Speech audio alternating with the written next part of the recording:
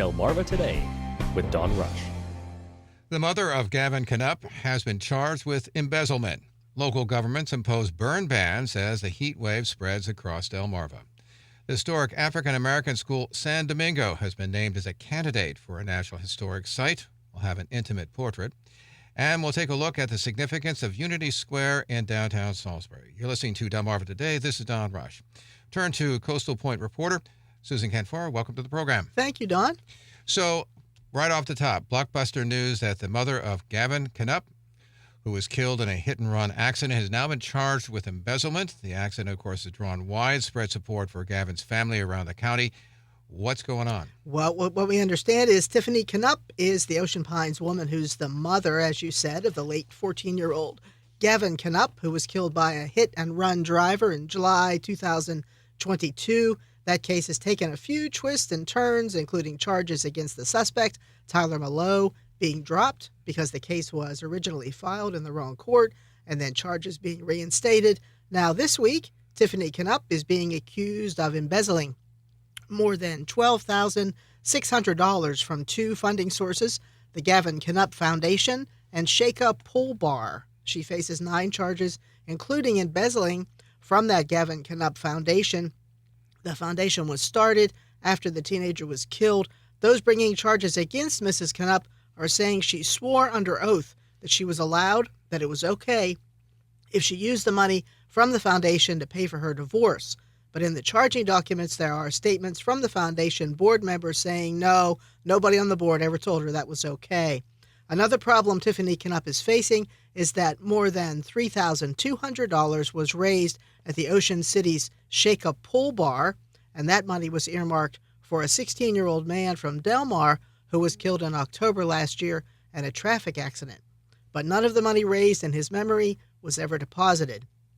Prosecutors are saying Tiffany Knupp did make a deposit from selling T-shirts and other items to raise money for the foundation, but the deposit was into her own account, not the foundation's account.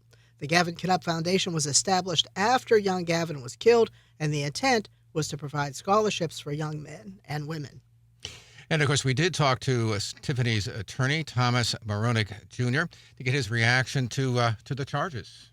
First of all, what was Tiffany's reaction, and for that matter, your own, to the announcement that embezzlement charges were being brought against her? Well, we completely deny the charges. They're bogus. They're based on numerous inaccuracies and distortions, and we intend to have our day in court and show what really happened, tell the truth about this from Tiffany's perspective, of course, and what we believe will be an exoneration of her of these charges. The one that popped out at me was this allegation that she used the foundation funds to pay for a divorce attorney. What about that? Are you ready to address that? That's the one that really sort of caught my eye. I understand there's a public interest in having me respond to every specific allegation. I would just say that's what the trial is for, but we will have a defense to each and every one of these allegations. How much of this could potentially be personal? I know there's an ex-husband, there's a divorce, and so on. I'm trying to figure out how this story or these allegations emerged. Is there something personal in all of this, or is there something else going on? Do you have any sense about that? Is the origin for this? I don't have any specific information, but we are absolutely exploring that angle. Okay. We think this could have come from the very poor relationship she's had with her ex-husband, and some continued animosity, which has led to the filing and the institution of multiple protective orders against him over the last few years. What was her reaction when these charges were revealed? I mean, it certainly was a surprise to us. It was a surprise to her. She was very, very saddened about this, but yet strong, because she knows the truth is she did nothing wrong. And I think her concern was in particular for her family. She's got an 18-year-old daughter, and she was worried about the effects of these charges on her family. And I think most people would have a very similar reaction. She's done a lot of work here in terms of trying to bring attention to the issues that were raised by the death of her own son. How does it affect, or she talked about how this affects that effort? Tiffany has said, and I'll reiterate, she wants people to know that she's going to continue to be part of the foundation. She's still the president of the foundation, They're still continuing to do great work in the community. And whether there's any further action, even for a short time, that's not something I can address right now. But I can tell you she is dedicated today, as she was yesterday, to helping out families who've lost loved ones, just as she has suffered the loss of her son and has been dealing with that for over a year now. Is she concerned that this could tarnish that effort? I think certainly there's a concern anytime criminal charges are filed against someone in her position. She's worried about the effect on the foundation, but at the same time, she's very confident when she's exonerated of these charges that it will actually bring awareness of what the foundation does and could hopefully even lead to greater change. Thomas Maronik Jr., attorney for Tiffany Knupp, was facing embezzlement charges connected to the foundation set up in her son's name, was killed in a hit-and-run accident. So, Susan, I want to now turn to the heat. As most people know, we're experiencing a heat wave. A number of counties around the region are imposing burn bans. What do we know? What should we be looking for not to burn? Not to burn. We know it's hot outside, miserably hot, and we haven't had much rain. We had a little bit earlier this week, but not really much for this time of year. So burn bans have been put into place. Bans on outdoor burning. Outdoor burn permits have been rescinded. In Wicomico, Worcester, and Somerset counties, the burn ban prohibits fire pits, bonfires, and personal fireworks for the next 30 days.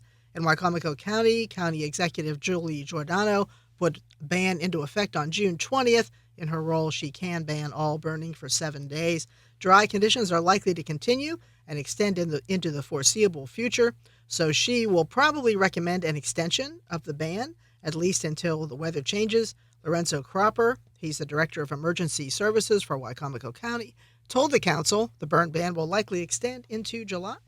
When the work group met earlier this morning, per the National Weather Service, we were looking at in the middle of July for he would even consider, in his opinion, of considering lifting anything. Okay. Right now, we're about 3 inches. For this month alone, we have a deficit of 3 inches. Outdoor burning is prohibited, but you can use gas and charcoal grills. You can have campfires at Roaring Point and Sandy Hill campgrounds, and you can have recreational campfires on private property as long as they are not more than 2 feet wide and 3 feet high. Professional fireworks are also allowed. Building permits are void during the ban. No new permits will be issued, and if you violate that, you could face a $500 fine for each incident. But the list of other towns with burn bans is growing, with several counties banning burning in other areas, including Kent County, Delaware, effective through September 30th. Also Sussex County, Delaware, also effective until September 30th. Somerset County, effective until further notice. And Talbot County, Maryland, effective until July 21st, unless it is canceled or extended. We also receive reports of farmland that has been burning in Easton. And the chief of the Easton Volunteer Fire Department, Sonny Jones, is saying the fires were caused by dry conditions and high temperatures. So those burn bans are in effect and very important. And, of course, the heat wave has local officials urging people to use, at least be aware of the fact that there are hazards in terms of being overheating. Jennifer Johnson is with the Wicomico County Health Department. What should people be doing? The best thing really is to stay inside if at all possible. If somebody does not have air conditioning at their home, then we suggest them to go to the library or the mall, places that do have air conditioning during the middle of the day where it's the hottest. If somebody has to be outside for work or for something, we suggest them to do it early in the morning or later in the evening when it's not so hot. You know, the middle of the day is the hottest. So, and always drinking water, as much water, and even after they come in, you know, in the evening to drink water, so that helps them for the next day if it's going to be hot. In terms of the kinds of activities outside, what should they be looking at? If they can limit being outside, if they have to be outside, light clothing. They want to also really try not to get sunburned because that could make it even worse. So sunscreen if they are outside. And there are signs of heat stroke. You know, if the skin is red or real dry, if they have a rapid, strong pulse, could mean that they might have heat stroke. If they're feeling faint or confused or have a headache, dizzy, nausea, or vomiting, any of those, they need to make sure that they call 911. So What happens if one does have a heat stroke? I mean, that's a pretty serious thing. Yeah, absolutely. Yes. Then they should definitely call 911 to be able to go to the hospital or to have the ambulance pick them up so that, they can run their vitals and everything like that. I mean, what's happening is their body temperature is rising. So, you don't want that to happen. So that's why definitely drinking water to help with that, to make sure that they're hydrated, and to also be aware of not drinking caffeinated drinks or alcoholic drinks because they actually dehydrate you. Now, there are a lot of people who have jobs that are outside. They have to be outside. I don't know whether Wycomico County has done anything in terms of their work crews, but what about that? What kind of precautions should be taken, or should people actually be out on those jobs working in this heat? Like I said, again, making sure they have plenty of water. If they could be in the shade, I'm not, there are certain jobs that, may require you to not be in the shade, but I'm sure there are some businesses that do not want their workers to be out in the middle of the day when it's super, super hot. So definitely taking that precaution of wearing light-colored clothing, drinking the water, and being in the shade if possible. Also, are there any plans for any kind of cooling stations at this point? I know you mentioned a moment ago that obviously people can go, say, the public library, at least during the day, or there are obviously other places, I guess, as well. Any plans? What does that entail? If we open a cooling center, the heat index actually has to be over 105 for like 3 consecutive days, and that hasn't been so far. But yes, when there's consecutive days of very high index, like I said, over 105, then we will open a cooling center. But like I said, if they for some reason do not have air conditioning at their home, then they can definitely go to the mall or a library or, different stores that have air conditioning. And it's also very important to check on the elderly or someone that lives alone, whether they're elderly or not. You just want to make sure that they're, not staying in their house if they don't have air conditioning. There's also the concern about pets because they get hot, particularly dogs, but also cats, those kinds of animals. Absolutely. If at all possible, they need to really be inside, not outside. But if for some reason they have to be outside, they need to be shaded, and making sure that they have cool water. Obviously, if it's outside, it's going to be heating up. So ice in the water and, different stuff like that. But the best thing would be for them to definitely be inside. And so when is it a good time to be outside in terms of the time of day? I'm assuming towards the evening. Is there any particular part of the day that eventually you say, okay, I can get out? Early in the morning, a lot of times, even if the temperature is up, it can tend to be cooler in the morning. I would say like 7 in the morning until maybe 9. And then later in the evening, I would say, because it stays light longer, it would be more like 6 and to 8. You know what I mean? Have we seen any kind of deaths from this or any kind of history of people being overheated? Do we keep records of any of that sort of thing?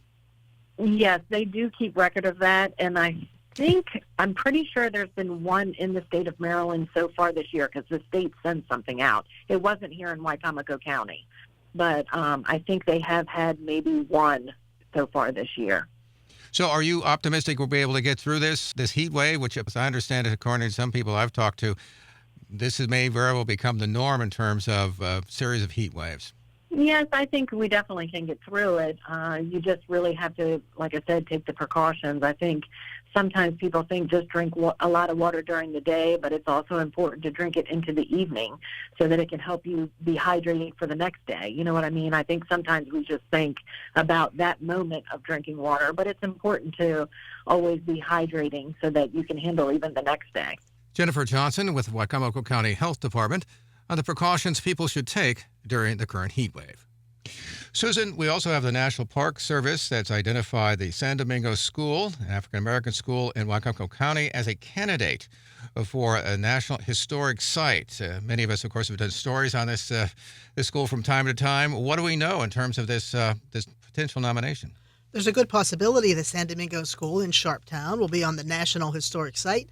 The National Park Service has submitted a study to Congress. Then that study identifies the school as a candidate for the historic site through the Julius Rosenwald and Rosenwald Schools Special Resource Study. Julius Rosenwald was a businessman and philanthropist. He was from Springfield, Illinois, born in 1862, and he established the Rosenwald Fund. That organization donated millions of dollars for education, especially vocational and technical education. The Rosenwald School Building Program gave African American communities funding to build and supply schools for black students between 1913 and 1932.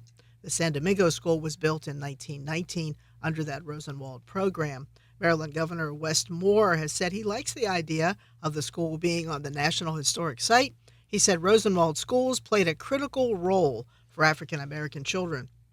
The school could become an historic site through a congressional act or a presidential proclamation. The study that identifies the San Domingo School as an historic site focuses on schools that ensured African American students would get an education during the Jim Crow era. Jim Crow was a term that referred to African Americans in a not-so-nice way from the late 19th century into the 1950s when schools were segregated. Patrick, we wanted to take a more intimate look at the history of this school through a reprise of a piece we did several years ago as I drove down through the winding roads that led to the school. The tall trees rise up on either side of a small two-lane highway. There's almost a feel of a distant time. Up the road is a structure once known as the Sharptown Colored School. 2 stories tall, it was the heart of a community called San Domingo. It's an African-American community just west of Salisbury on the eastern shore of Maryland. Newell Quinton, now in his early 70s, stands with a big smile and a hearty laugh. Surrounding the school is a chain-link fence, and during Quinton's time at the school, he said, "You had better not be late." And all the students who walked to school or rode whatever had to be inside that fence by the time you rang that bell. And so, and you would go. I don't recall that ever happening. We step inside to what was once the heart of this African-American community, established by a small group of free blacks somewhere around 1820. This facility was built in 1919 as one of some 5,000 across the nation, established by Julius Rosenwald and based on the Tuskegee model of Booker T. Washington. On the first floor, there's a large open space for 2 classrooms, complete with chalkboards. Each room had probably about 40 chairs in it, 40 seats, and there was no such thing as changing your seat. On one wall for each classroom, there's a large set of small windows that allowed light to stream down onto the students below. So like in this room, the desks would be oriented from north to south, the students facing south with the light coming over the left shoulder. But there were also chores to do. One was to fire up the potbelly stove. That was the job of the boys in the class. Rudy Stanley, who's in his late 60s, remembers that old potbelly stove. Nice. I mean, that stove, that old potbelly stove, you sit there and she put out heat for you. Yeah, definitely. There was another task for the boys, cleaning the floors with linseed oil. And Quinton says, well, boys will be boys. We would always make a game out of it because linseed oil became very slippery. So if you put these rags down, you could slide across the floor. But this was an agricultural area, and there were always chores before school. Our father would grow crops to sell, and we would pick strawberries or whatever he grew before we went to school to earn money for the family. Outside, there was a pump for water and outhouses for the students. As we go up the stairway to the second floor, we pass a small office where the principal held sway, a place Quinton joked you didn't want to be sent to. There's another large room that also held 2 classes. Quinton pulls back a large wooden divider that opens up the room. He says the whole floor was used for community meetings. Indeed, the Rosenwald schools required that the facility also serve as a community center. The whole community could assemble itself upstairs for different events, plays, social events, or actual meetings. Now, my mother at one point told me that one year it was so cold that they couldn't dig a grave at the church, and they actually had the funeral up here. At one end sits a small stage where students would perform plays and recite poems and speeches. Again, Quinton. And at my group, we always had to learn the Gettysburg Address. Yeah, and Stopping by the Woods on a Snowy Evening by Robert Frost. And it was English poetry like that every student had to remember, and you would be expected to go up on this stage and recite poetry as part of that sixth grade exercise. This was the time of Jim Crow, but even if this was a segregated school, parents saw education as the key to their children's future. Many of them had not gotten past the 7th or 8th grade, but they were bound and determined to see their children go further. Quentin's sister, Alma Hackett, now in her 60s, also attended the school. She said the teachers were like gods. You know, the parents looked up to the teachers as well because they represented achievement and the fact that we were going to get to a higher point in life. It must be remembered that this was a close-knit community where teachers and parents mingled, especially on Sundays. Newell Quentin. And my French teacher told me, she says, and I'm going to tell your daddy on Sunday when I see him at church. I said, oh, Lord. You know, though you're at school, you knew come Sunday morning, you were going to see the same person there at church with your parents. Indeed, especially during the period of Jim Crow, this African-American town stood isolated unto itself. It served the surrounding area for the African-American community and was fairly self-sufficient, with farming being the main economic activity. If you needed anything done, Quentin says, there was always someone in the community who could help out. Like addition to the house. Yeah. You know, there were 3 or 4 carpenters in the community. They said, well, we'll cut the wood, and they would build you an extension. It was funny. Quentin adds you only went to nearby Salisbury if you actually needed something. Otherwise, this was your world. All the activities were either here at the school or at the church. I mean, there was, you know, we just didn't venture out. I mean, if you went to town, you went to town for just what you needed, and people came home. There wasn't a social activity that would cause us to go to Salisbury. We would be right here in the community. And in the summer, there were moments when everyone got together. The children would play, and the parents would gather to exchange news of what was happening in the community. Rudy Stanley recalls an almost idyllic pastoral scene. In the summertime, in the evening, you could have 100 people out here at the playground in the evening. Because you'd have like softball games against different people from different communities, like Hebron or Salisbury would come down here, and and then they'd be selling stuff alongside the road, hot dogs, hamburgers, or something like that. And I mean, it was a great time in the summertime. The civil rights movement finally broke the back of Jim Crow, beginning with the 1954 Supreme Court decision that ended school segregation. As the nation moved from the latter half of that decade in the 1960s, school finally shuttered its doors.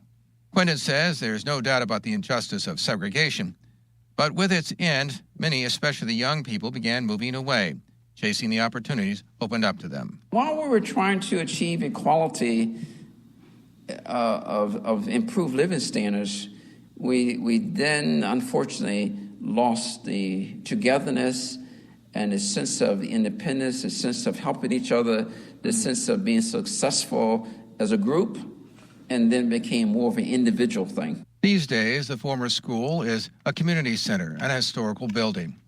And while it may be somewhat lost among the tall trees that dominate the landscape, Quentin works to keep its memory alive and spreading the word of this once vital institution. That again was the San Domingo School that is in Wicomico County. Susan, soon, of course, was Pride Month, and there was a drag show out at the Ocean City Art League, which teamed up with the Ocean City Pride Committee, and you were there. I was there, and I had a really good time at the drag show last Friday night at the Ocean City Art League on 92nd Street, another observance of Pride Month during the month of June. 3 queens, Cadet Kelly, Miss Mann, and Tara Ashley Austin sang and danced. I talked to Miss Mann in her dressing room before the show. It embodies every art form that I love, singing, dancing, acting, sewing, comedy, all of them. And I can't think of a better art form that I can do all the things I'm good at and I love. Why do you think these are important, these drag shows? Why is it important to continue to observe Pride Month? I think it's to also show that we are normal people just like, you know, your neighbor at home or your coworker that you work with. We're here just to show that we like to have fun and promote love and acceptance, and truly just to show that we're all human and we're here just to live on the earth just like you. During the show, they paraded up and down the aisles at the Art League, where every seat was taken, and upstairs, dozens more fans stood for the entire show. This was the first time for a drag show at the Art League, and there were no problems, just a nice, interesting, fun night to raise money for the Art League. The drag queens brought most of the guests and the audience to their feet as they danced with the performers, sang along to favorite songs like It's Raining Men and Bohemian Rhapsody, and they held out $1 bills that the queens gratefully accepted. They wore outlandish outfits and brightly colored boots and wigs. Because there had been talk about objectors demonstrating outside, Ocean City police were in marked cars across the street from the Art League, but there were no problems at all. Just a lot of fun. Pride Month continues with a Pride Parade in Salisbury on June 29th, and in Ocean City, there will be another Pride Parade on June 30th. Everybody who wants to participate can meet at the inlet parking lot near the fishing pier at 10:30 for what organizers are calling a simple walking celebration, a gathering of joy, a chance to dress up and do your thing down the boardwalk. And finally, of course, we got the 4th of July coming up. Here in Salisbury, we've got the Red, White, and Boom.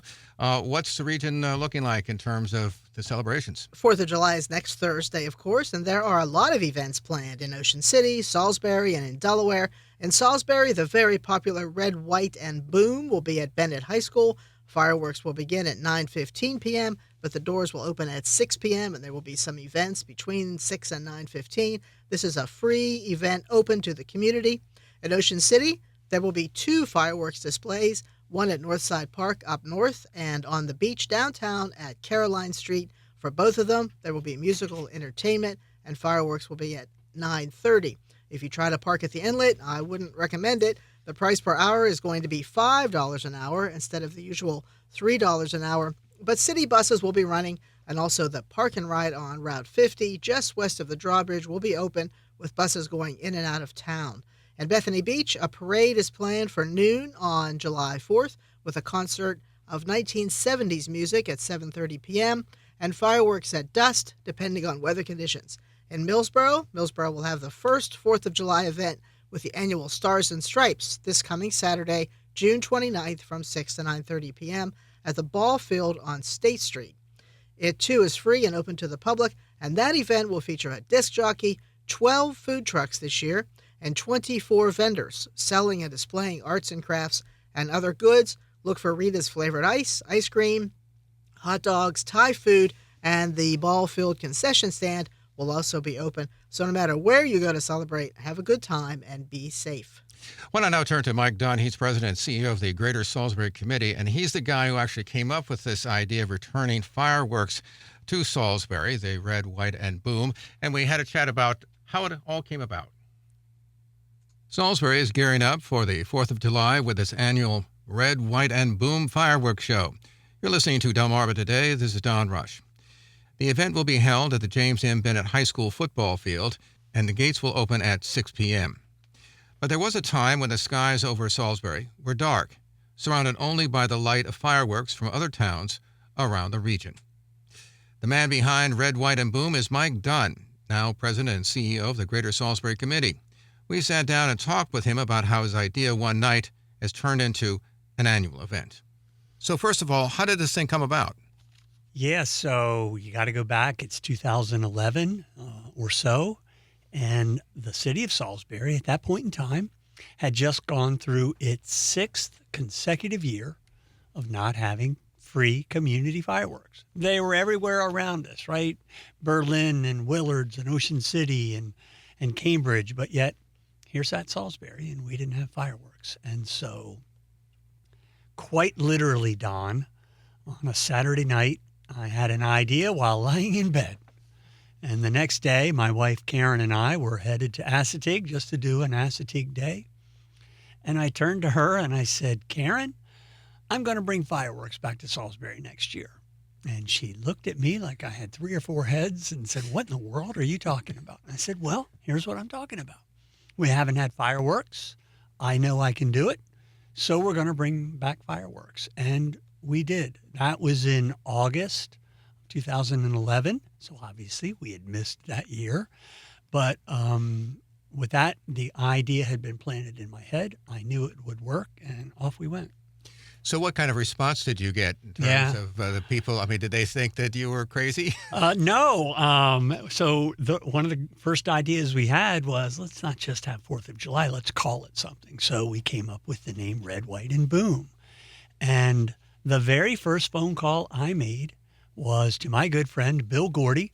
And Bill was the volunteer chief of the Salisbury Fire Department. And my brain was going, okay, fireworks, firemen. We're going to need fire department assistance. Bill owned the Gordy Tiger Marts at the time. Very successful businessman, entrepreneur, good friend. So I called Bill to kind of talk about fire and fireworks and all of that.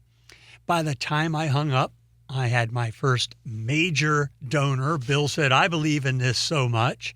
And he agreed to be the logistics coordinator for that first year to help me with all the safety and public safety stuff. So I knew, whether it was gut instinct, there was no question in my mind that this was going to be a success.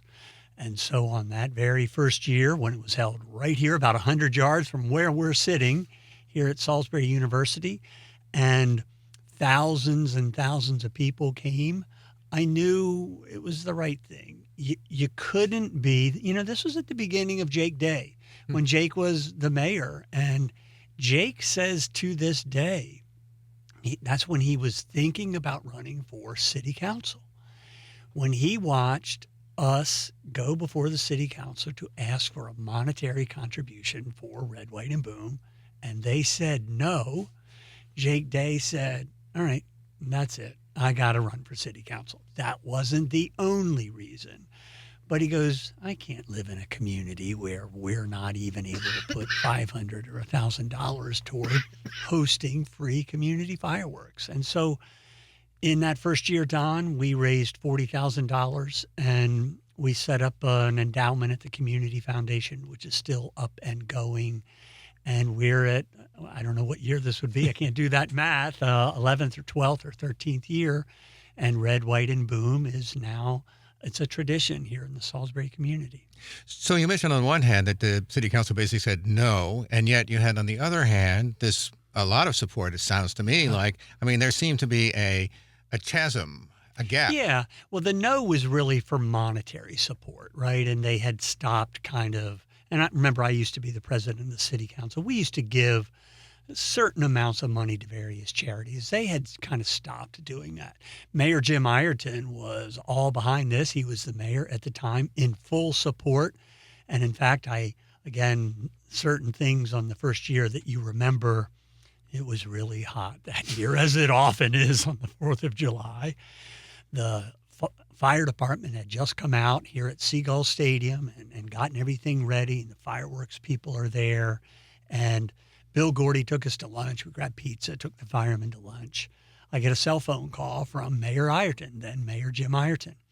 And Jim was calling. This is probably 4 o'clock, 5 o'clock in the afternoon.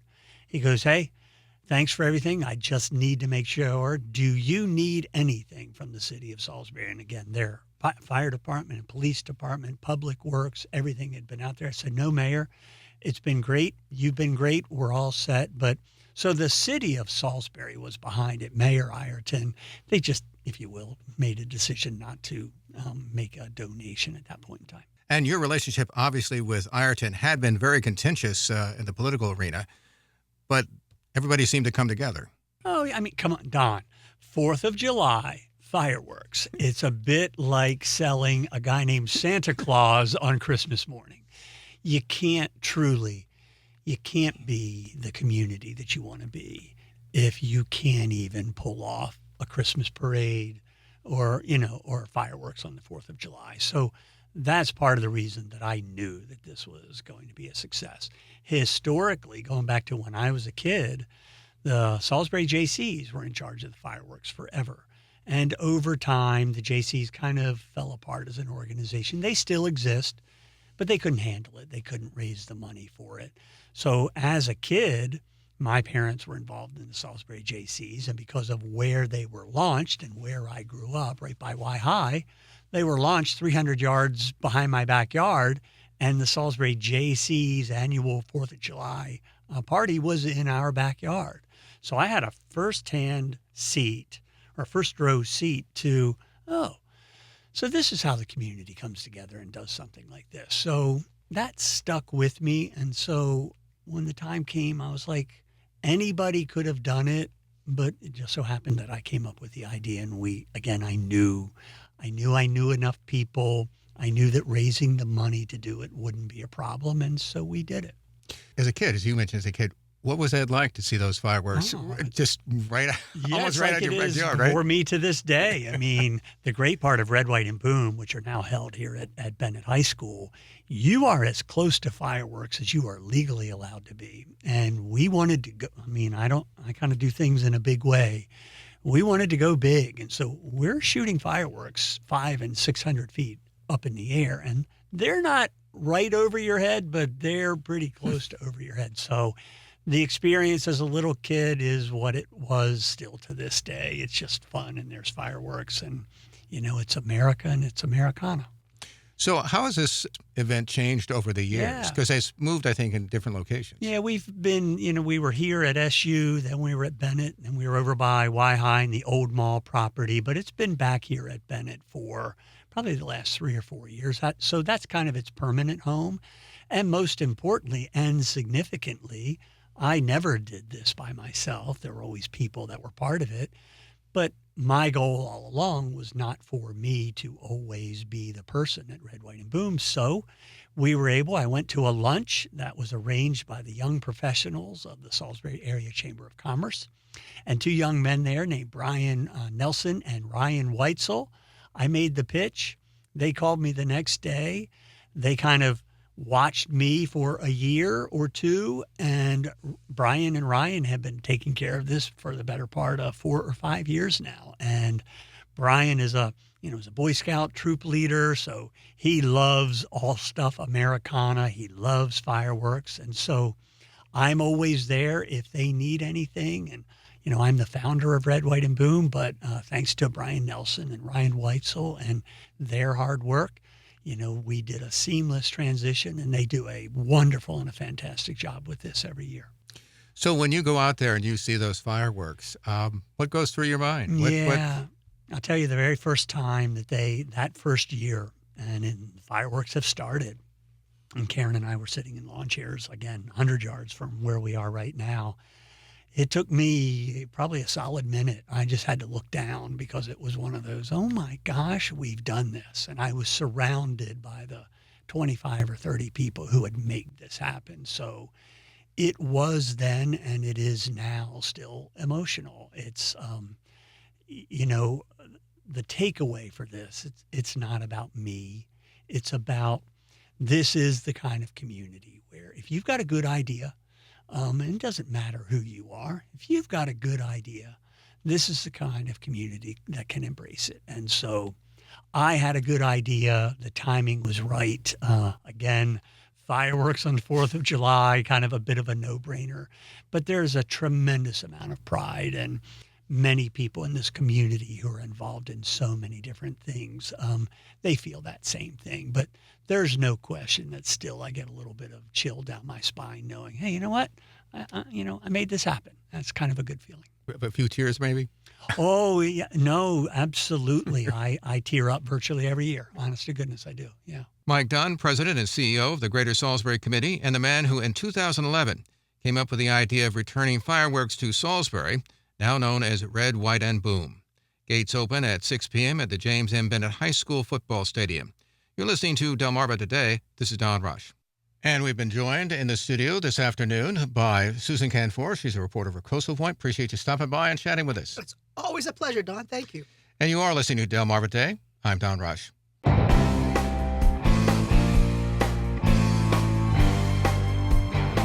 Delmarva Today with Don Rush.